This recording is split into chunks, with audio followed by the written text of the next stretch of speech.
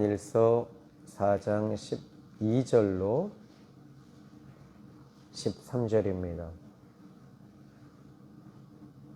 제가 봉독해 드립니다. 어느 때나 하나님을 본 사람이 없으되 만일 우리가 서로 사랑하면 하나님이 우리 안에 거하시고 그의 사랑이 우리 안에 온전히 이루어지느니라. 그의 성령을 우리에게 주심으로 우리가 그 안에 거하고 그가 우리 안에 거하시는 줄 아느니라. 아멘. 12절에 하나님을 본 사람은 없습니다. 그런데 그 하나님을 이제 어떻게 보냐면 이 요한은 예수님을 통해서 하나님을 보는 것입니다. 또 요한은 예수님을 보았지요. 그래서 요한 1서 1장의 말씀을 보시면 그 1절부터 2절까지 말씀 보시면 태초부터 있는 생명의 말씀에 관하여는 우리가 들었고 눈으로 봤고 자세히 보고 우리 손으로 만진 바라. 이 생명이 나타내신 바 된지라. 이 영원한 생명을 우리가 보았고 증언하여 너희에게 전하노니 이는 아버지와 함께 계시다가 우리에게 나타나신 바 된 이시니라. 그래서 우리는 예수님을 통해서 하나님 아버지를 보는 거예요. 또 예수님을 통해서 하나님 아버지의 음성을 듣는 거예요. 이것은 이제 그렇다면 우리는 이제 예수님이 이 땅에 안 계신 거예요. 그럼 어떻게 예수님을 듣고 보고 만질 수 있지요? 두 가지입니다. 첫 번째는요, 이 믿음으로 예수님을 보고 듣고 만지는 것입니다. 두 번째는요, 바로 성령님을 통해서 우리는 예수님을 보고 듣고 만지는 것입니다. 이게 바로 이 성경의 이 비밀이더라고요. 그런데 오늘 이 12절에 보니까 어느 때나 하나님을 본 사람이 없다. 만일 우리가 서로 사랑하면 하나님이 우리 안에 거하시고 그의 사랑이 우리 안에 온전히 이룬다. 그러니까 여기에 12절에 서로 사랑하게 되면 이 사랑을 통해서 우리를 통해서 이제 예수님을 보고 예수님을 듣고 예수님을 만지는 것이죠. 오스카 쿨만이라고 하는 신학자가 이런 말을 했어요. 많은 사람들이 예수님을 이야기하고 드러내려고 하는데 자기는 내 안에 나를 통해서 예수님을 드러내는 거예요. 그런데 남편에게 예수님 믿으라고, 자기 지인에게 예수님 좀 보라고 그렇게 수없이 이야기했지만, 그런데 이야기를 통해서 이야기했을 때는 사람들이 반응이 없었대요. 그런데 자기가 예수님을 보여주기 시작을 했대요. 어떻게요? 사랑이더라고요. 이 오스카 쿨만이라는 분이 그런 말을 했어요. 그래서 예수님을 보여줘라. 나를 통해서 예수님 보여주라는 거예요. 오늘 이 시대는 정말 사랑이 없습니다. 다 사람들이 찢겨져 있는 거예요. 다 상처받고 찢겨져 있어요. 이 상처와 찢김과 아픔을 위로와 치유받을 때가 어디 있겠어요? 바로 교회입니다. 바로 우리의 아픔과 찢김과 상처와 고통을 치유받을 수 있는 것은 바로 예수님이십니다. 근데 예수님을 믿음으로 또 성령 하나님을 통해서 그리고 우리를 통해서 우리는 치유하고 회복하고 또 위로하는 저와 여러분이 돼야 되는 겁니다. 자, 오늘 이제 이 사랑을 우리는 이제 이 많은 사람들에게 나누어 줘야 되는데 이 사랑이 우리가 되냐고요. 그게 저도 한계가 있더라고요. 사람마다 그릇이 있어요. 이 마태복음 25장에 보시면 달란트가 있는데 우리 그 주인께서 이제 주인이 그 종들에게 달란트를 나눠줍니다. 나눠줄 때 그 사람의 재능에 따라서 5달란트도 주고 3달란트, 2달란트도 주고 1달란트도 주고 그러더라고요. 그래서 그 사람의 그릇에 따라서 이렇게 주시더라고요. 근데 이 사람은 1달란트의 그릇인데 5달란트를 안 줘요. 이 하나님은 여러분을 너무 잘 하시는 거예요. 이 달란트의 비유만 봐도 이 하나님의 은혜와 하나님의 이 사랑을 볼 수 있어요. 어떻게 보냐면 하나님은 나의 그릇을 알고 계셔요. 그런데 나는 여기까지인데, 그런데 하나님은요 또 이게 있으시더라고. 보니까 나는 여기까지인데 하나님은 더 큰 그림을 그리실 때가 있어요. 그런데 그 큰 그림을 그리실 때 보십시오. 모세 같은 경우에가 하나님은 모세의 그림은 애굽의 왕자예요. 근데 하나님 더 큰 그림이요. 바로 이 이스라엘의 지도자가 되길 원하셨던 거예요. 하나님의 사역자가 되길 원하셨던 거예요. 더 큰 그림을 그리셨어요. 근데 모세는 애굽 왕의 이 공주의 그 아들로서 또 이 서열 2위, 3위, 애굽의 서열 3위였다면 정말 큰 그림이잖아요. 근데 하나님은 더 큰 그림이 뭐냐면 하나님께 쓰임받는 것이 더 큰 그림이에요. 오늘 제가 만약에 목회자가 되지 않았다면 난 아마 사기꾼 아니면, 미안한 얘기인데 사기꾼 아니면 복덕방 업자가 됐을 것 같아요. 부동산 하는 사람. 좀 현명했다면 그랬을 것 같아요. 부동산 업자. 그리고 저는 사업에 소양이 없어요. 그러니까 남 밑에서 일하는 사람이에요. 근데 남 밑에서 일하자니 또 남 밑에서 오래 못 견뎌. 그러니까 직장 생활도 안 돼. 그러니까 내가 봐도 이 부교육자는 진짜 부교육자 생활 많이 했어요. 그런데 많이 했는데 오래 못 견디는 거예요. 근데 이걸 보면서 하나님은 저에게 더 큰 그림을 그려주셔요. 나는 네가 내 종이 됐으면 좋겠어. 내가 너를 이렇게 썼으면 좋겠어. 어제 이제 장례식장 갔다가 또 집사람 병원 갔다가 이렇게 막 여기저기 너무 피곤한 거예요. 근데 너무 피곤해도 잠이 안 오더라고요. 그래갖고 앉아서 한 시간 반을 앉아서 계속 기도했어요. 기도하면서 이 하나님의 영이 이렇게 계속 임하시는 거예요. 밀려오는 거예요. 밀려오니까 그래도 하나님의 은혜도 좋은데 저 잠 좀 자면 안 될까요? 그리고 나서 이제 일어나서 이 불면증의 영아 떠나가는데 성령은 자꾸 임하시는데, 그래서 이게 도대체 왜 지금 몇 주 동안에 이렇게 잠을 못 잘까? 하나님께 못 맡긴 게 아닌데. 근데 이러면서 하나님 앞에, 그리고 어느 순간에 갑자기 벨이 울려요. 보니까 자고 있었더라고. 여러분, 하나님은요 여러분을 너무 잘 아셔요. 때로는 재능대로, 때로는 그릇대로. 그런데 그 그릇에서 모세를 하나님이 더 쓰기를 원하시고, 요셉의 그릇은요, 이삭의 아들로서 이 요셉은 이 아버지 밑에 있어야 될 사람이요. 근데 하나님은요, 그에게 더 큰 그림을 그리셔요. 더 큰 그림을 그리셔서 그를 쓰기 원하시니까 이 특별한 섭리가 있을 수 있어요. 근데 여러분들은 그런데 이 특별한 역사가 없으면 하나님은 그릇대로 쓰세요. 근데 저 같은 경우에는 처음부터 예수를 믿으면서부터 항상 하나님께서, 저는 큰 그림을 그리면서 기도를 했어요. 하나님, 저는 세계적인 부흥사가 되길 원합니다. 전국 팔도 다니면서 복음 전하고 교회 살리는 일, 이 일을 하고 싶습니다. 계속 그 기도를 했어요. 그런데 하나님 또 그렇게 쓰시더라고요. 그러다가 어느 순간에 코로나가 오기 직전도 아닙니다. 더 먼저 길거리에 나가서 이제 전도하기 시작했고, 그리고 병원 사역의 문이 닫히면서 요즘에는 병원 사역에서 사역을 하고 싶은 거예요. 이제 한이 맺힐 정도로 병원 사역을 하고 싶어요. 환자들 만나주고 기도해주고, 이게 정말 좋은 거예요. 근데 이분들에게 내가 사랑을 주고 싶은데 예수님의 사랑이잖아요. 그 사랑을 어떻게 주냐는 거예요. 한계가 와요. 한계가 올 땐 이렇게 하면 됩니다. 이제 이 12절에 보니까 이 하나님이 우리 안에 거하시고, 이 말이 무슨 말입니까?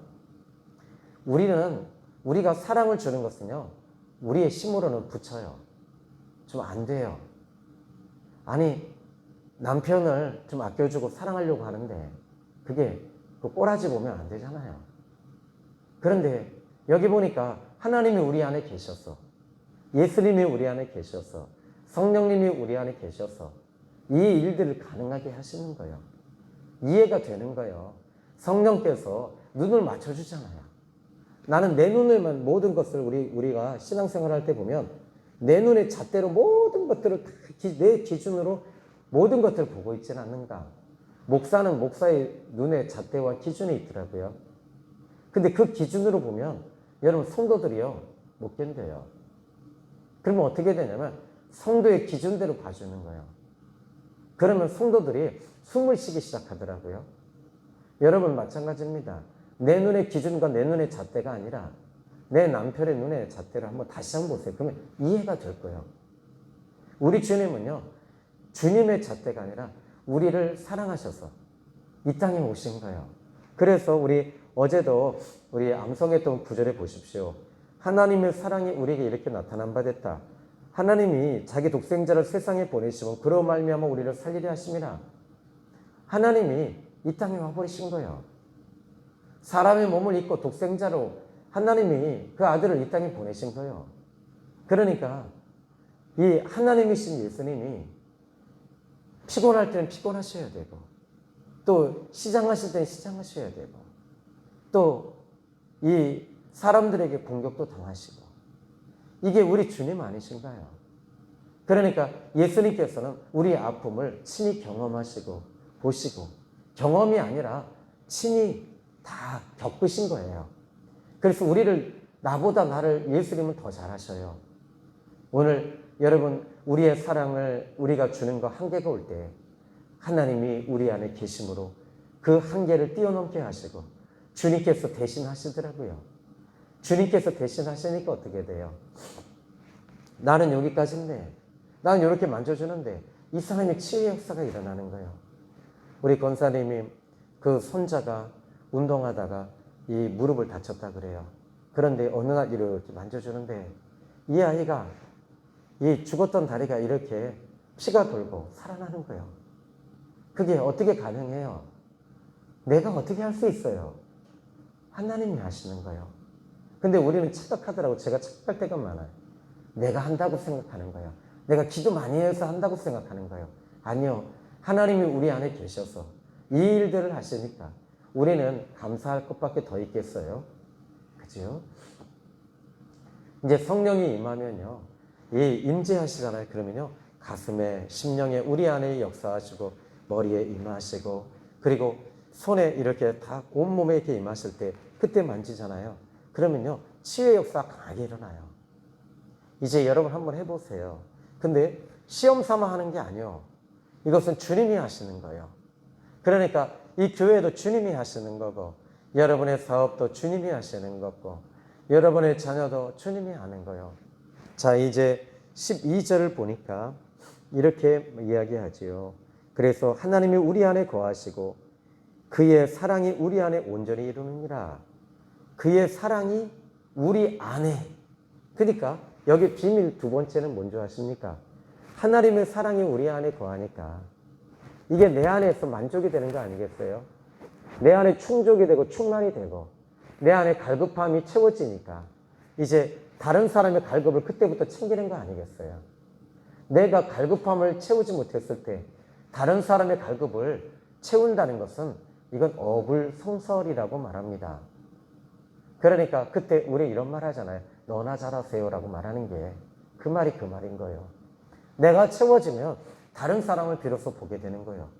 바울이 이 예수님을 믿기 전에 그가 복음을 전하는 사람이 아니에요. 복음을 전하는 사람을 죽이고 아프게 하고 고통스럽게 한 사람이었습니다. 근데 예수님 믿고 그가 살아나니까 지가 살아나니까 자기가 살아나니까 다른 사람을 살리는 거예요. 다른 사람을 이제 살리려고 몸부림치는 거예요. 왜요? 내가 살아났기 때문이요. 여러분이 살아나니까 자꾸 살리려고 몸부림치는 거예요. 근데 내가 살아나지 않았는데 어떻게 내가 다른 사람에게 복음 전하고 어떻게 할 수 있겠어요? 여러분 살아나면요 못 견뎌요. 왜 못 견디는지 아세요? 아파요. 뭐가 아픈지 아세요? 다른 영혼을 보면서 아픔이 오는 거예요. 내 남편을 보면서 아픈 거예요.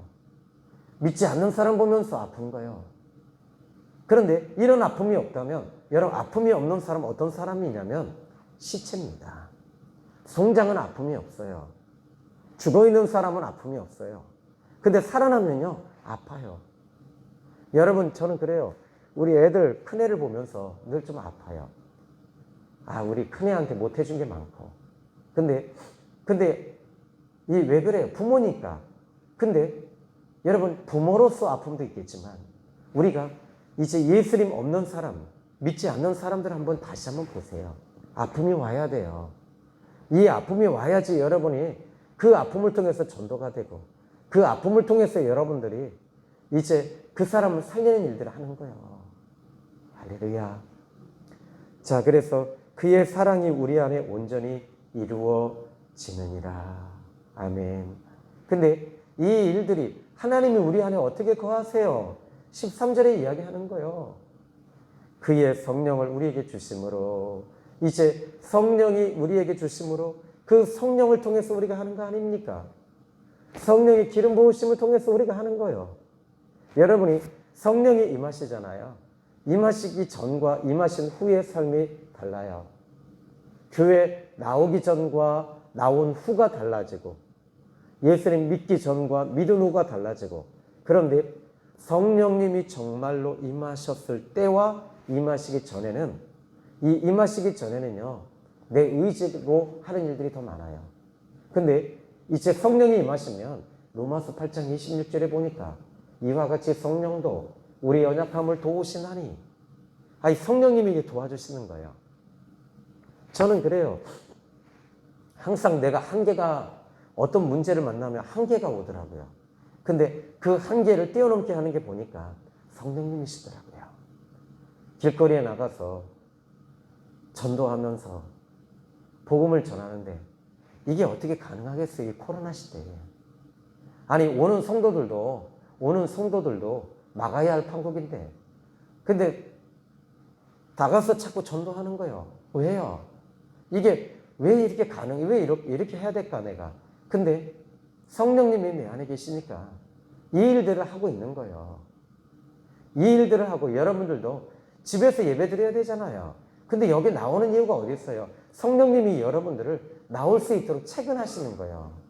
성령님께서 자꾸 인도하시는 거예요. 그리고 마음을 자꾸 주시는 거예요. 할렐루야. 이게 여러분 우리의 영적 비밀입니다.